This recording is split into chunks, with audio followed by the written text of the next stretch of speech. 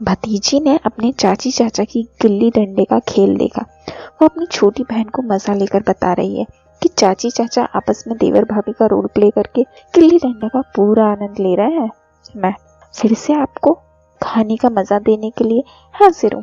पिछले भाग में अब तक आपने सुना कि नेहा अपनी बहन स्नेहा को चाचा चाची के बीच की बातें बता रही थी कि किस तरह से उसने चाचा चाची को देखा। अब आगे चाची चाचा की कहानी। मैंने सीढ़ियां लगाकर एक रोशनदान से चाची चाचा को देखने का पूरा इंतजाम कर लिया था। मैं अपने बिस्तर पर लेटकर उन दोनों की शुरू होने का इंतजार कर रही थी। थोड़ी ही देर में बगल वाले कमरे में हलचल हुई तो मैं सीढ़ी पर चढ़कर टॉप पर बैठ गई और अंदर की तरफ देखा, जहां से मैं पूरा कमरा देख सकती थी, जबकि मुझे कोई नहीं देख सकता था, बल्कि मेरे इस तरह से सीढ़ी पर बैठने का कोई सोच भी नहीं सकता था।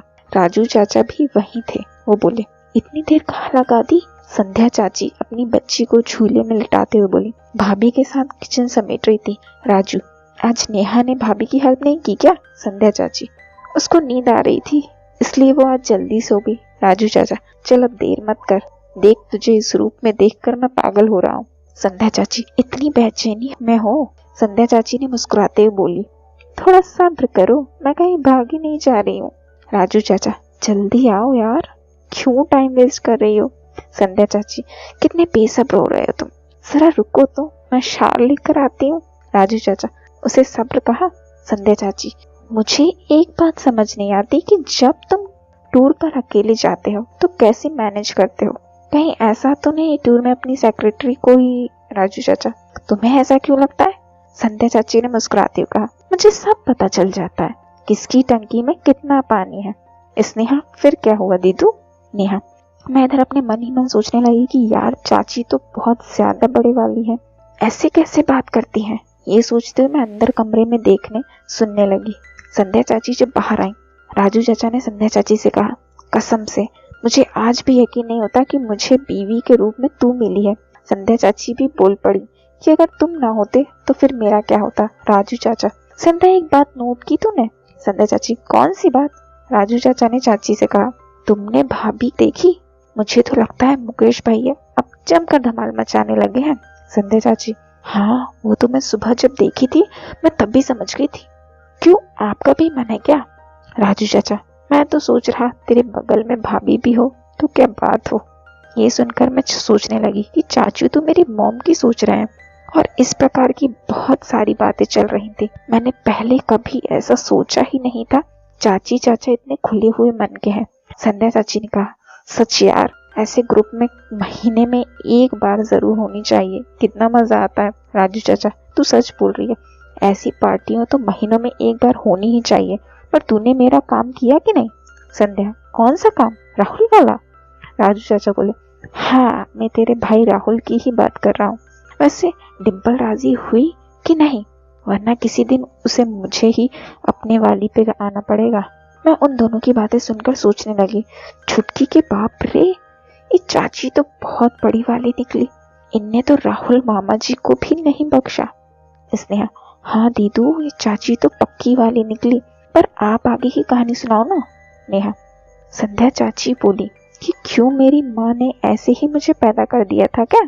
मैंने चाची के मुंह जब ये सुना तो मैं तो सीढ़ी पर से गिरते गिरते बची। मैं मन में सोच रही थी कि ओ तेरी की, ये बात है। अब मुझे पक्का यकीन हो गया कि ये दोनों मेरी मॉम की ही सोच रहे हैं। राजू चाचा, अच्छा तूने कभी संगीता भाभी को देखी है? संध्या चाची बोली, हाँ मैंने उनकी कई बार। इस पर राजू चाचा ने चौंकते हुए कहा, क्या, कब, कहा, कैसे? संध्या चाची बोली, हम पक्की वाली सहेलियां जो हैं, हर बात एक दूसरे से जो शेयर करते हैं, पर मेरी कभी उनसे हिम्मत नहीं हुई पार्टी की बात करने की। राजू चाचा ने संध्या चाची से कहा, ये जरा फिर से बता, क्या सच में तूने भाभी देखी है? संध्या चाची रुक गई और बोली, इसमें झूठ बोलने की क्या बात है, हमारे बीच ये सब कॉमन है। राजू चाचा बोले, वो तो ठीक है, पर ये तो बता तूने भाभी देखी कैसे? संध्या चाची, एक बार मैं किसी काम से उनके बेडरूम में गई थी, मैंने उन्हें आवाज लगाई कि भाभी, भाभी कहाँ हो आप? संगीता भाभी यानी मॉम बोली, क्या हुआ संध्या? मैं नहा रही हूँ, कुछ काम है क्या? संध्या चाची, हाँ भाभी, पर आप नहा लो, मैं बाद में आती हूँ। मॉम, मैं बस नहा चुकी हूँ, रुक आती हूँ। भाभी की आवाज सुनकर चाची वहीं बेड पर बैठ गई और उनकी नजर मॉम के रखे कपड़ों पर पड़ी। स्नेहा, फिर क्या हुआ दीदू? नेहा, हाँ, फिर चाची ने चाचा को बताया कि एक पल बाद गेट खुला और मॉम बाहर निकल आई। संध्या चाची चाचा से बोली कि मैं तो भाभी को देखकर हैरान रह गई। राजू चाचा, क्यों? ऐसे कौन सी वो मिस वर्ल्ड थी? संध्या चाची, तुम नहीं समझोगे, मैंने पहले कभी नहीं देखी थी। इस पर राजू चाचा ने कहा कि संध्या, मेरी कुछ चक्कर चलाओ ना भाभी से, तू एक बात भूल गई क्या? संध्या चाची बोली, कौन सी बात? राजू चाचा, जब मैंने गांव में तेरी चाची को गलती से वैसे देख लिया था, मैं तो पता नहीं कौन सी दुनिया में पहुंच गया था। संध्या चाची, हाँ जानती हूँ, फिर मुझे अपनी अपनी सहेली की माँ की दोस्ती करवानी पड़ी थी, क्योंकि चाची और सहेली की माँ दोनों एक जैसी ही दिखती हैं। राजू चाचा, चल फिर मैं तुझे भाभी समझ लेता हूँ और तू मुझे देवर समझ ले। संध्या चाची, यू मीन देवर भाभी रोल प्ले? स्नेहा अपनी दीदी के मुंह से ये सुनकर बुदबुदाई, इस साले दोनों मिलकर मेरी मॉम की बात कर रहे हैं। नेहा, हाँ छुटकी, साले दोनों ही पक्के वाले निकले। फिर क्या हुआ दीदू? नेहा, फिर खेल शुरू हुआ, बातें भी चल रही थी। ऐसे ही बात करते हुए रोल प्ले शुरू हो गया। संध्या चाची मॉम के रोल में अच्छा रोल निभा रही थी और देवर जी की रोल में चाचा भी पूरे मजे ले रहे थे। दोनों इसी तरह उल्टी सीधी बातें करते रहे। नेहा ने स्नेहा को बताया कि चाची की ये सब बात सुनकर मेरी तो हालत खराब हो गई थी। स्नेहा भी कहने लगी, दीदू आगे की कहानी सुनाती रहो।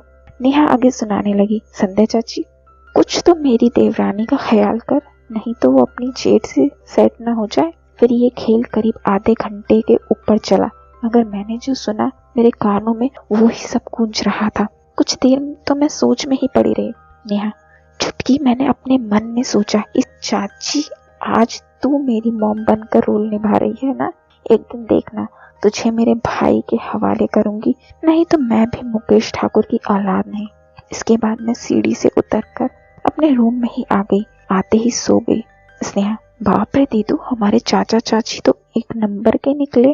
दोस्तों, ये चाचा चाची की कहानी का भाग यहीं समाप्त होता है, मगर बाकी लोगों की अभी बाकी है, तो बने रहे मेरे साथ। आप मुझे कमेंट करना बिल्कुल मत भूलिएगा।